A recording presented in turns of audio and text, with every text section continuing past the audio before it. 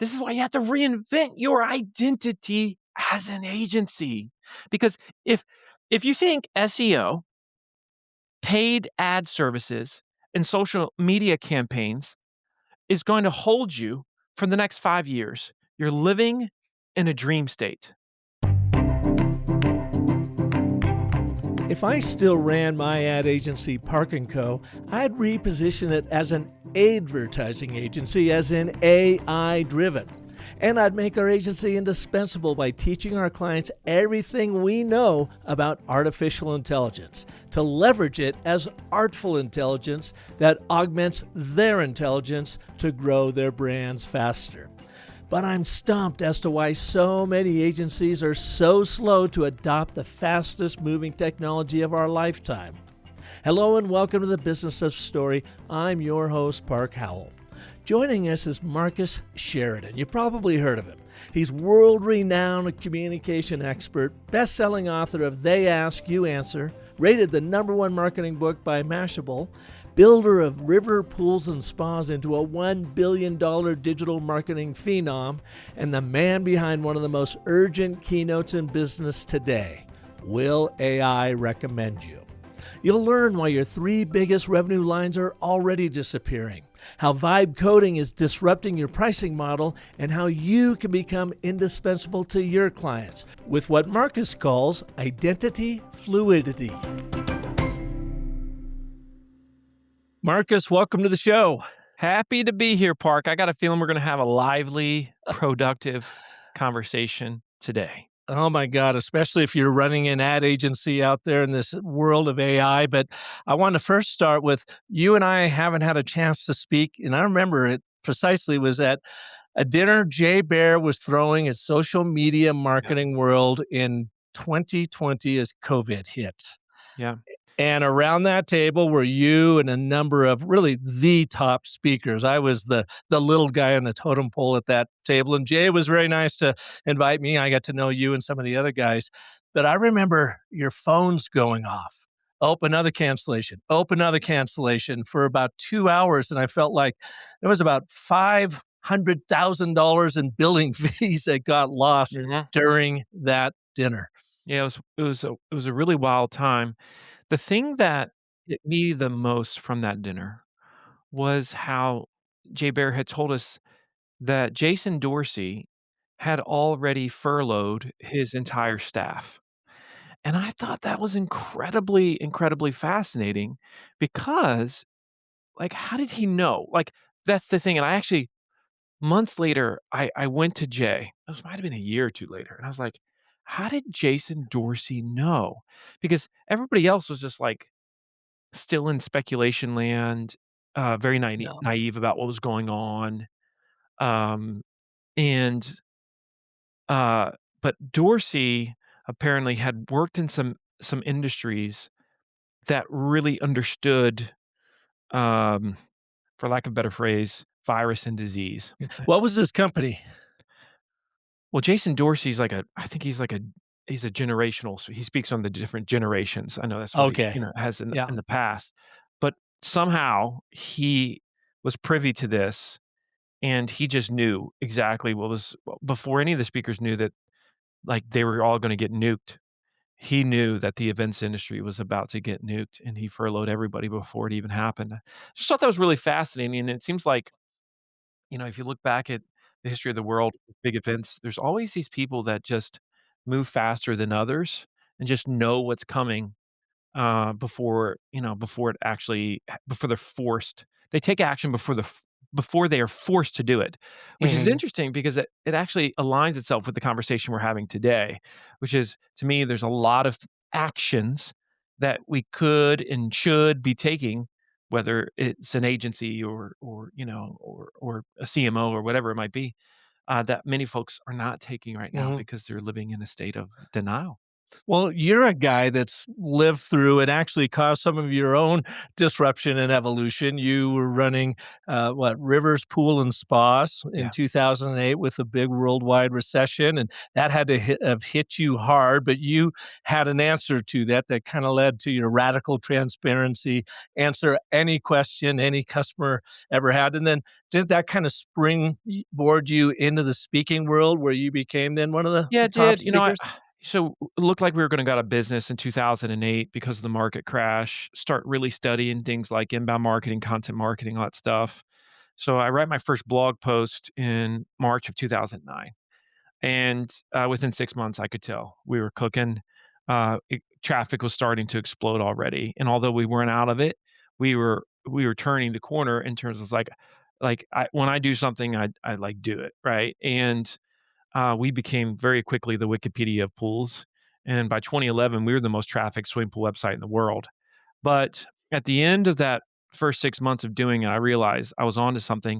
And I've always been the type that if I'm doing something, if I see something, I observe something, I want others to experience in that success. I want them to learn from my mistakes or my victories. And, so I started a personal blog that really became the Marcus Sheridan brand as a speaker. What's funny though, I don't really have a blog anymore. What I have is LinkedIn. And Mhm. the blogs were a big thing for individuals in the 2010s. But you don't really see them very prominently now for individuals. You see them for businesses, but not for individuals because it all pretty much moved towards social. Mhm. So, all right, let's fast forward away from that Jay Bear COVID table, by God, and then the next real big disruption we've all been currently experiencing is AI and Yeah. what it's doing, especially to agencies. And Drew McClellan and I have had a lot of conversations around this of the Agency Management Institute, had him on my show, and I was on his show, so forth. And you then, after seeing that post you wrote about 2 weeks ago on LinkedIn, I thought, there it is. As succinct as that is, that's what looks like the dark side agencies are heading into unless they take action. Mm. Yeah, I think the most powerful quality you can have right now, and I really mean this part, is identity fluidity. So, if you as an agency are married to what you've always been, I think you're destined for major pain. Whereas if you are married to the marketplace and the evolution of the marketplace, and you're not denying it for what it is, all these changes, I think you can still be successful. But we can't continue to lie to ourselves about what is and isn't happening. And we dramatically overvalue a lot of the stuff we do. And we continue just like I watch the lies all the time. Let me just give you an example of because there's so many different directions that we could take this. So, have you seen a single agency come out and say, "Hey, by the way, we're charging 50% less for websites than we were 2 years ago because we're building your sites with AI." No, they're not saying that. What are they saying? "Oh, no, our prices haven't changed because we continue to deliver the value." This is bull. This is utterly this is insanity at its finest. And let me explain to you why. You and I are old enough, Park, to remember VCRs when they came out. Oh, yeah. Now, a VCR when it came out was a really, really big deal. We got a chance to actually watch movies now, uh, at our own discretion, and we could go pick up a VHS tape and we could put it in a VCR. Now, when the VCRs came out, they were over $1,000. That's what they cost. And then over the course of the years, which ended up being couple decades, they eventually got to below $100. Now, you figure stuff doesn't it's not supposed to go backwards like that. But you see this oftentimes with technology. And if somebody came to you in, let's say, the late 1990s, when some people still had VCRs, or yeah, late 1990s, hadn't switched to completely CDs yet, or DVDs, excuse me. And someone said to you, um, I got a VCR for you and it's only $500. You'd say, that's a ripoff. They say, no, but they used to be 1,000. This is only 500. Yeah, but I can get it for $75 at Walmart. Yeah, but our VCR is special. I'm just not really. I just need to watch the movie. And so you wouldn't have bought a $500 VCR, regardless of the promises, because really the product itself had become commoditized. Now, then you say, well, Marcus, the process of building a website, you, that's not a commodity right there. Well, the skills that go into coding, a very significant portion of them, have been commoditized and will continue to be further commoditized in the coming weeks and months. And we have to say weeks these days because 1 week can mean everything has changed, as you know, Park, right? Yeah, And that's the so, truth. and so I actually finally had an agency tell me yesterday. They said, "Yeah, we we tell our clients now. We say, hey, we want you to know we're going to be creating a lot of this new website with AI, and that's why we're not charging you X, and instead we're charging you Y." I have a software a software company that I started just over a year and a half ago. What we do is we help home improvement companies very quickly and cost effectively build pricing estimators for their service. Now it's called Price Guide.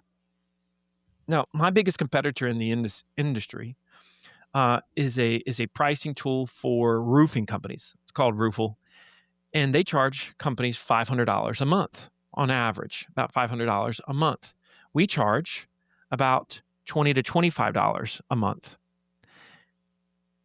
Now, why? How can we do that? For essentially what is the same payoff, which is you have an estimator on your site. Because the whole market has been reset. I think the future of SaaS is one where most things are less than $100 a month and a whole lot of things are less than $25 a month. If I can get something that changes my life like Claude at $20 a month, it resets the market.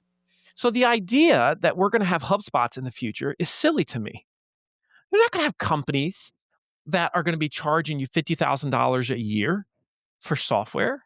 No, that's not no, this is not how it's going to work. And I think anybody that says that's going to continue. But let's also look at what happened with SEO. If you look at SEO, the amount of SEO companies, Park, that said AI visibility, AI search, it's not going to affect legacy Google. It's not going to affect Google at all. Google's going to be untouched by this, and therefore SEO is going to be untouched by this. You are lying. Either you're lying, you're intellectually dishonest, or you're intellectually aloof. One of the three, because anybody with any type of vision can see that the future is not clicking on a blue link whereby you don't even know if the answer is behind that blue link, which, by the way, is what we've been doing for roughly 25 years. The future is an immediate answer, a justification for that answer, and then an action taken to the next step, whatever that action is, by the tool, by the platform, by the agent, whatever it is. And so when I heard all these SEOs at the beginning of this shift say, yeah, I don't think we're going to be affected, I'm like, what planet are you living on? Are you serious right now? And so I don't think a lot of these legacy services that are very replaceable are going to be built to last, at least in the model Mhm. that we have had it for the better part of 20 Yeah. years. Well, I just saw that with SEO. I'm out of the agency world. I ran mine for 20 years, but I still do a lot of brand consulting. And of course, we have our Story Cycle Genie that brings AI into it. But just the other day, I had a very large international tech company reach out, not actually 2 weeks ago when I was on spring break with our kids, send me a note. We want to talk to you first about story training. But actually, that was their first email. So I sent it back to him, and I got on the phone last week. And then she said, yeah, we want to do the training, but we have a new product launch at the end of May. Our agency and ourselves cannot find the exact UVP or the story for this. Can we hire you to help us do that? And then we'll do the training as well. And I said, well, sure. I said, by the way, how did you find me? She goes, well, AI, Yeah, ChatGPT. that's And right. she goes, I had a very specific prompt that said, bring up agencies, even though I'm not an agency, with these specific terms in their website, or they write about it. And she goes, I was only one of 3 people they pulled up. And she goes, I've interviewed the other 2, finished with me, you're hired, let's go. So that was to me, and I said, can you send me that prompt? Because I want to see what you were searching for so That's I right. know what to build towards. That's right. And so there's this whole world of AI visibility that is taking over, and Well, it's you've got a we're whole moving that. keynote about that now, right? Isn't that one of your Oh main yeah, messages out there? I've got a software that I built called AI Trust Signals, which measures the likelihood that AI is to recommend your business based on the signals that it uses to say, hey, trustworthy brand, not as trustworthy. I should show them, I should recommend them. I don't want to recommend them. And of course, AI is getting smarter by the day. But I am the type, I wrote They Ask You Answer in 2017. If somebody came to me today, the second edition came out in 2020, the third edition called Endless Customers came out in 2025 last year. I tell you what, I'm not married to anything that I've written up to this point. I'm ready to divorce it any second if I feel like things have shifted or moved. So, case in point, somebody says to me, so Marcus, if you started river pools today, would you do it the same way you did it then? I'm like, no, because it wouldn't work nearly as well. I mean, I could in 2009, all I had to do was answer questions in the form of text, not even video. I didn't have to do any social media at all. And it was a blue ocean. And I was able to become the most traffic swimmable website in the world, getting up to about 1 million visitors a month is where I got. Those visitors, 75, 80% of them are gone because they're not clicking on the blue link because they're getting the AI summary or they're going to ChatGPT or Gemini or whatever it might be. So I've accepted that. Why is it so hard for us to accept so many things? Now, I think when I think about the agency of the future and what's going to help them to be built to last, the thing that's most frustrating to me is most of them have not completely leaned into AI training for their clients. Look, every great agency needs to be one word: indispensable. That's your goal in life. Where the client says, I don't care if a nuclear bomb drops on our building, we're not letting go of our agency. Like, that's the mindset of the client. I can't live without my agency. Okay. So you look at the biggest problem, the wailing, the gnashing of the teeth, the FOMO, and all the stuff that's happening right now. It's all these leaders, all these CMOs, everybody that's saying, I just don't know how to implement AI. I don't know what tools we should be using. I don't know the best platforms. I don't know how to set up agents. I don't know any of this stuff. Okay. Why are you not doing that, agency?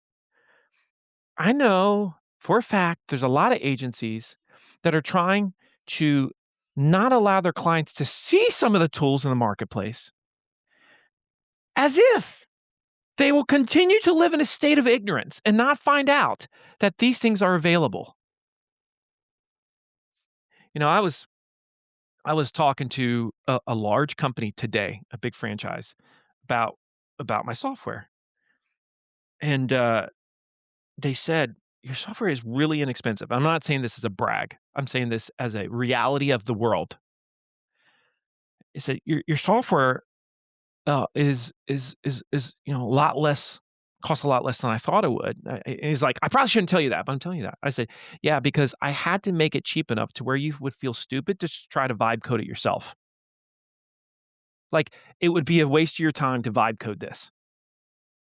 So that's the world I'm living. I'm not, and I was like, you could build this, by the way, and and monetarily speaking, it might not actually cost you, right?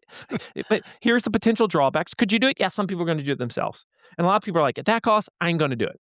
I don't want to vibe it. I want to do it myself.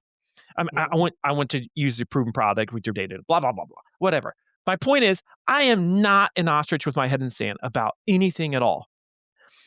Yesterday, Meta comes out and says, "Hey, so everybody knows we are going to build such a great AI that will become your ads guide, your meta ads guide. That is going to be like, if you are trying to set up great meta ads, we're building the AI for you to do this." Well, how many billions of dollars in revenue does that eliminate for the companies that are handling Facebook ads right now? Mhm. Yeah. I mean, and and for those that say, but they're still going to, no, no, no, no. Just this weekend, I have an offshore fishing company, and it's called Speechless Sport Fishing. Love to fish. I'm a passionate angler. I've got a YouTube channel with 100,000 subscribers. This is like a big part of my world. And so we have this business. Our website sucked. It just sucked. I was talking to my chief of staff. She's never built a website, but she's gone all in on AI immersion, right? She's just all in. She's like, I want to take a swing. And she vibed an entire website in a weekend, never having built a site herself. I definitely would have spent at least 15 grand on this website at the lowest prices out there, at least 15 grand. She did an extraordinary job on it. It's AEO optimized. It is absolute baller. You can find it right now if you're listening to speechlesssportfishing.com. Just tremendous. Just tremendous. She has never built a website, Park. My son, who is a 23-year-old electrician. He's now my business partner. I opened up an electrical division uh, of my swimming pool company. So now we have in Virginia an electrical company, and he is started doing electrical when he was 16 years old. And at this point, he's off to the races. Right? He's like quintessential, like the future of trades. That's my son, right? And so he comes to me the other day because he's been at my company now. He's been with us for 2 weeks. He came on to open up this division. And so we had all the legacy products and software for river pools.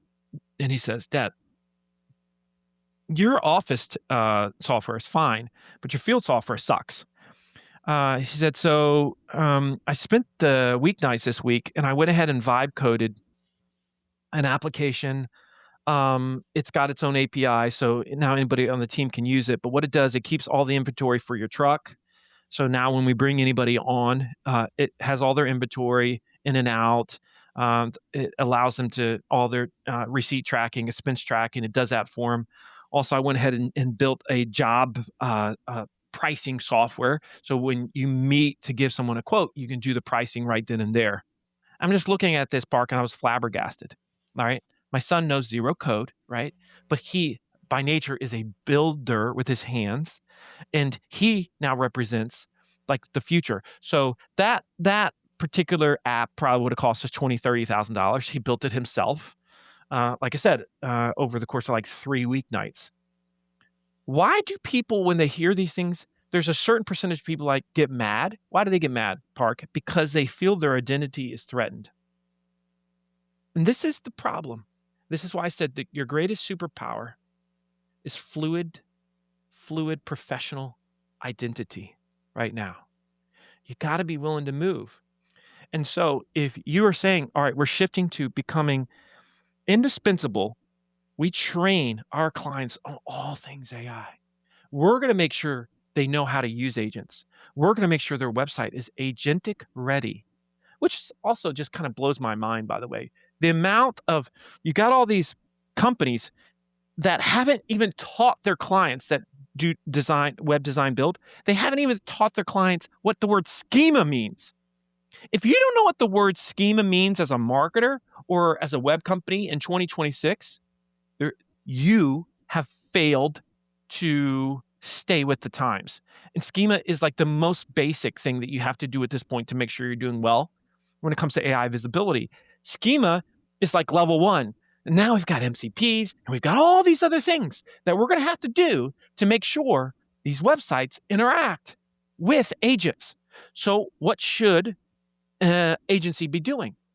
They should be going to all their clients right now and saying, listen, your website was built for humans. We have to prepare your entire brand to engage with agents. Customers like, what do you mean agents? I don't understand. Okay, here's what's coming. Within the next 18 to 24 months, everybody's going to have essentially in their digital pocket their AI agent. It does all their vetting for them. The B2Bs are going to have their AI agents doing the vetting. The B2Cs are going to have their agents. The consumer, the buyer, they're all going to have agents.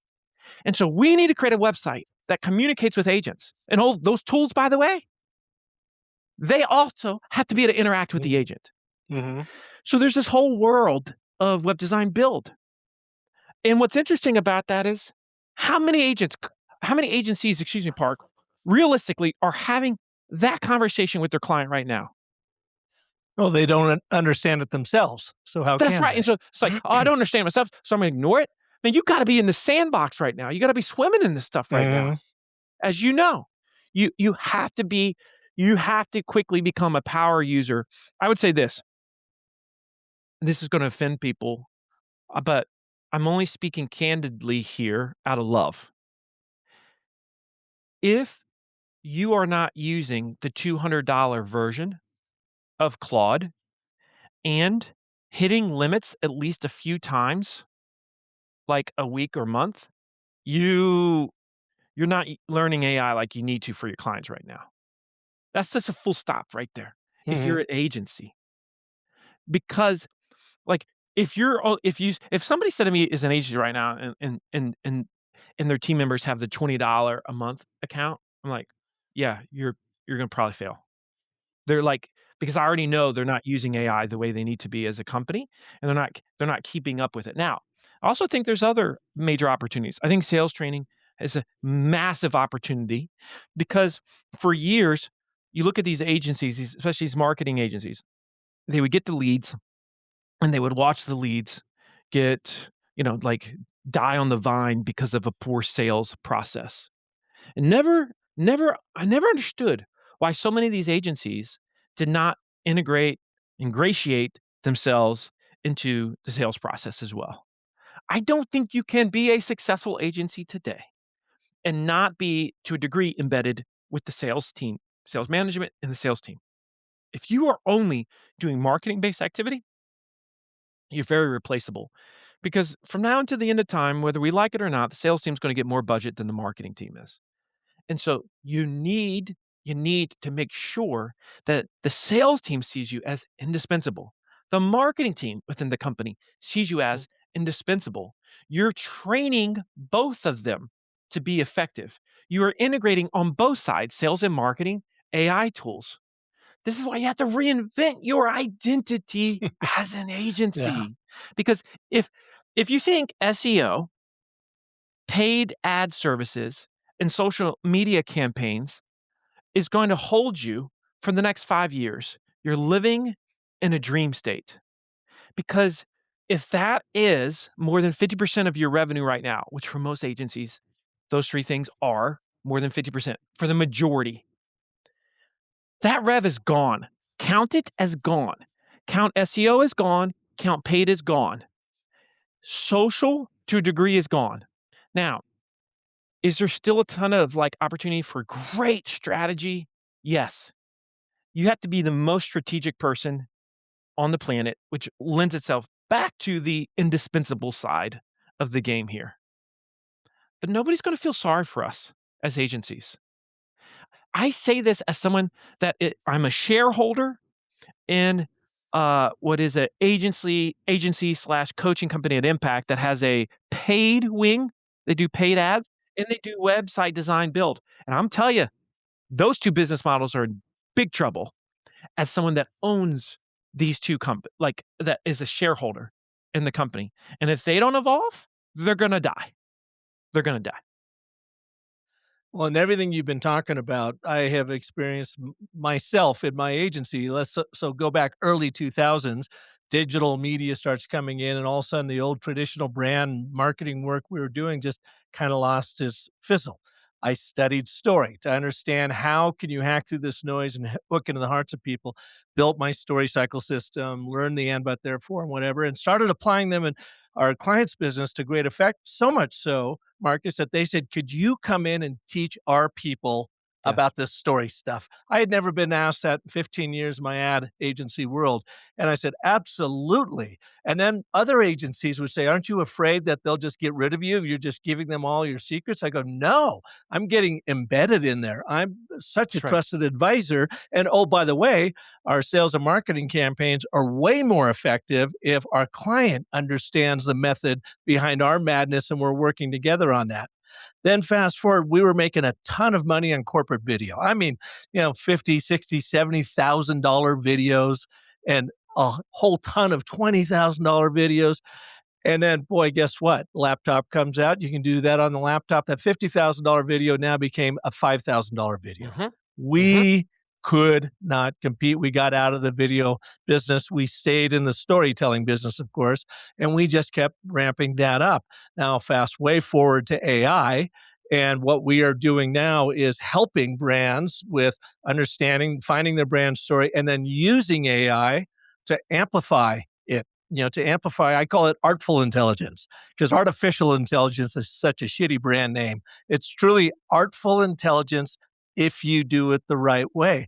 But I am shocked at the agencies, and I'm no longer an agency, but I'm shocked at the agencies I see here in Arizona that are dragging their feet on AI, or worse, Marcus, they're whining about it. Yeah, because that really helps. Yeah. Yeah, yeah, that's exactly right, and, you know, you mentioned to me our friend, Drew, and, I'll be speaking at his event for agencies, uh, BABA, Build a Better Agency, like, in a month or 2. And I'm gonna be talking about this very thing, and I don't feel like now is the time because, look, I never got, like, hateful messages until I started talking about AI.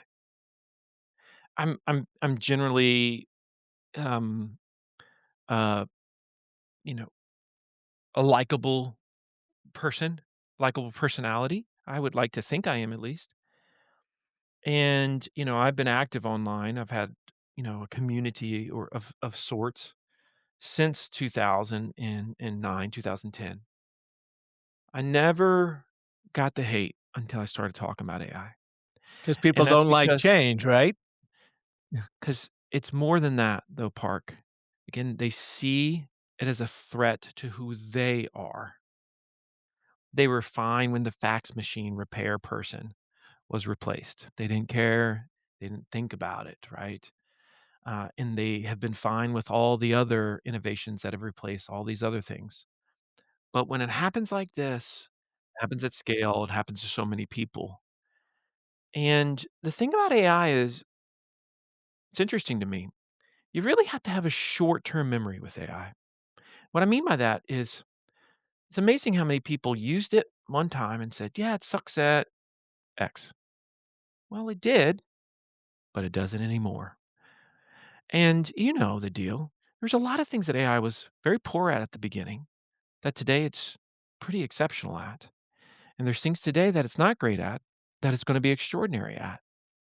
So I've gotten to the point where I understand that AI is extremely fluid in terms of where it is. I know it could change by the day. It could take a quantum leap in a day. It can, and I've seen that happen. When you go from one model to the next, you're like, "Wow, this is very different experience." And um, I've also learned to not allow my personal opinions to screw up smart business decisions. Look, it doesn't matter. Like for years, I would, I, I was begging people, business owners, to do video. I'm like, yeah, but video's not my thing. Okay. How many times has somebody gone to your website and said, man, I would love to see a video on this, but I'm sure it's just not their thing. So I'm going to give them a pass. It's like, it's never happened.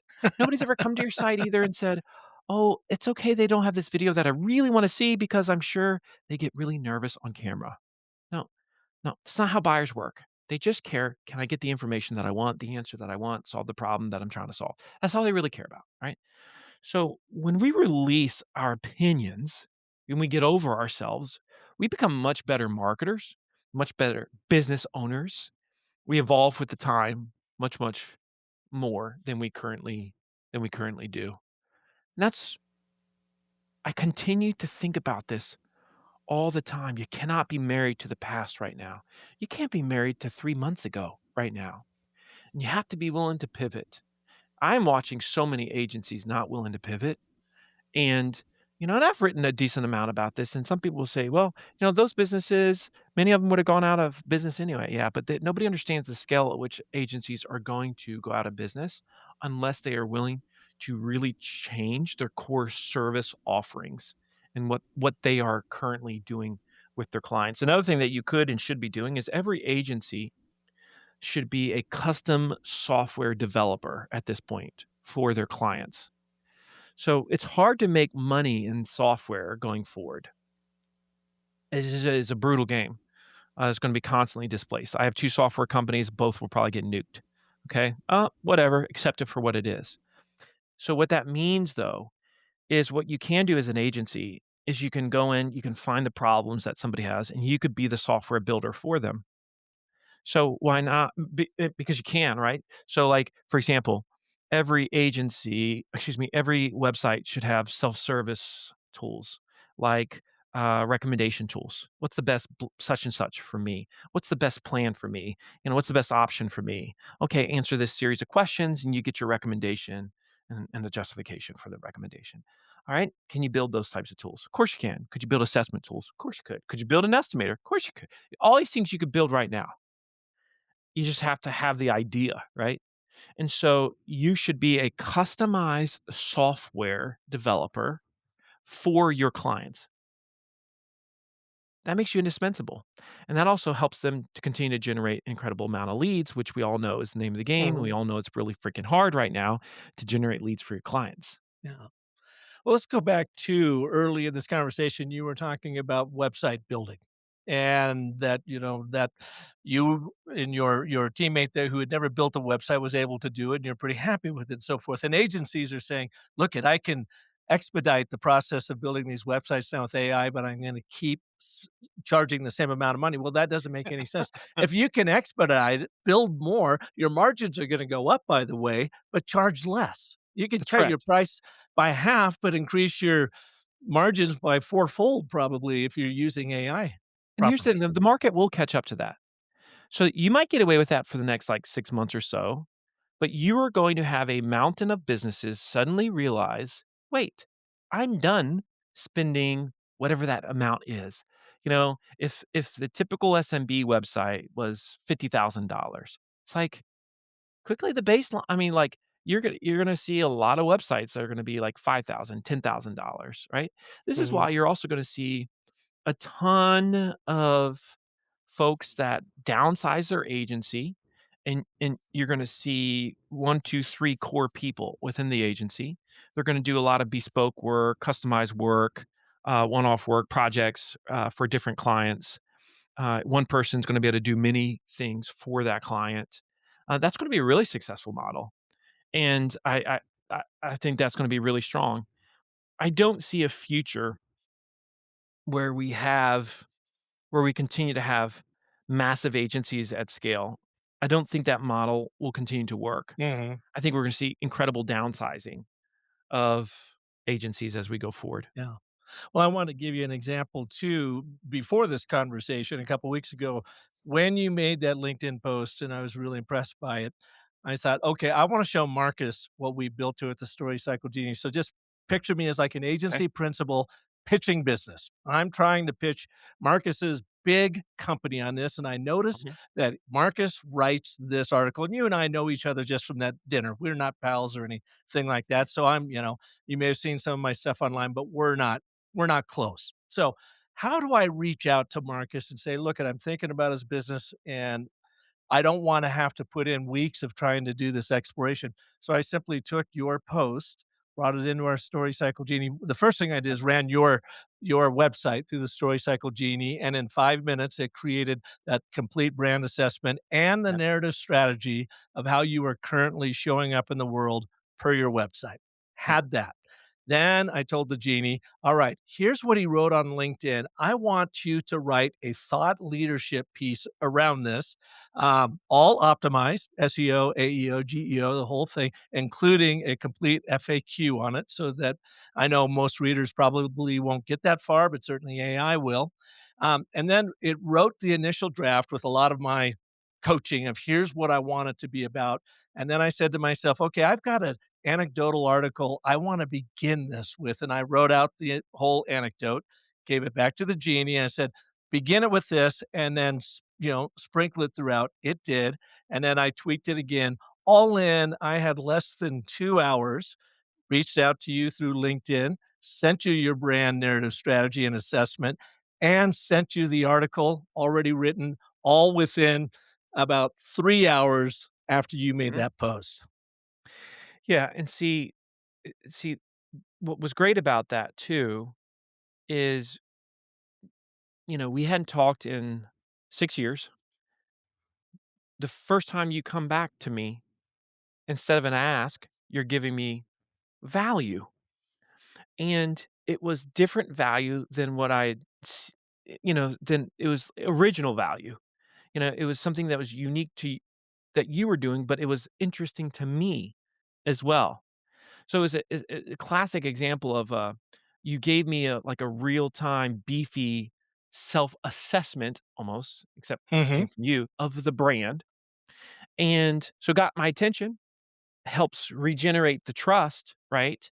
And then the relationship is rekindled. Really smart outreach, and that is what companies need to be doing, especially to just generate business and to generate or conversations.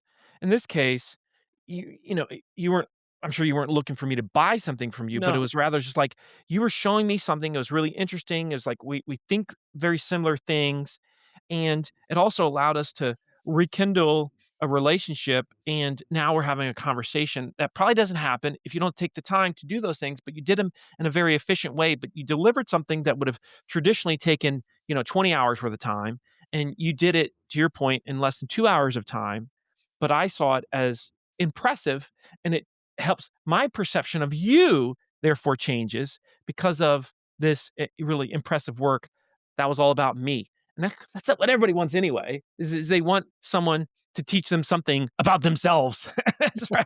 If Right. we get to the root psychology of how we all it's like what drives us as human beings, there's not a lot that catches our attention. Mm. And when you do stuff like that, it stands out. And did you find it accurate what the genie came up Oh, and yeah. says you? Yeah? Oh, yeah. I thought it was, and obviously I'm not looking at it right now, but I remember Right. reading and I was like, man, this is a really good part. Like, this is really, really impressive. And it's impressive what it came up with. And the depth and breadth of it was really, really well done. Well, thank you. It took us 2 years to build it out. It's my IP that I've been using for 20 years, the old-fashioned way, the analog way that would have Yeah. taken 2, 3, 4 months and 40 to 50 grand to do, and we put it all into our own platform, Brightsea. We do use artificial intelligence, of course, to get there, but it's all locked down. I like to call it artful intelligence because it is working with you, collaborating with you with very real guardrails in there about what it's looking for in your brand story, in your competition, in your market, creating your strategy and your content. And so, yeah, But my whole Mark, goal was to when you get you just here. but Mhm. when you said that though, just the way, I want to isolate something you just said. You said we do use AI with it. It was a half apology, and I don't think Ah, you're we right. need to apologize for using AI, because it's quickly going to get to the point where you're going to be apologizing if you're not using it. Yeah. And in fact, you will not be a part of the selection process. You won't be up for selection, better stated, if the prospect doesn't see you as a forward thinking, AI integrating organization, right? In many ways, AI first. By the way, you can be human in AI first. Yeah. They can coexist together on this plane. It's not like either or. You don't have to make the choice. But now I know, and I mentioned that because I think we all, as business owners, need to get very, very comfortable saying, "Yeah, of course I used AI with that. It'd be a shame if I didn't.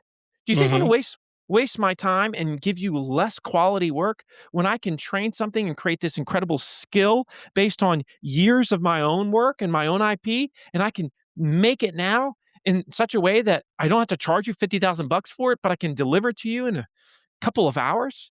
That would be a crime, Yeah. right? So Tha that's the mindset I think that has to change with a lot of business owners in terms of the way, like, "Are we gonna use AI? You better believe we're gonna use AI to build this new website. Yeah. And that's what allows us to charge you what we're gonna charge you, deliver it in the time frame we're gonna deliver it, and the quality that's gonna be delivered." And now all of a sudden, you've changed the conversation. You see what I'm saying? Hmm. Versus being married to the past when the agency doesn't want to admit that they're using AI to build that website, and yet they're charging $75,000 to this SMB who that's their entire budget for the entire year. It's like, come Yeah. on.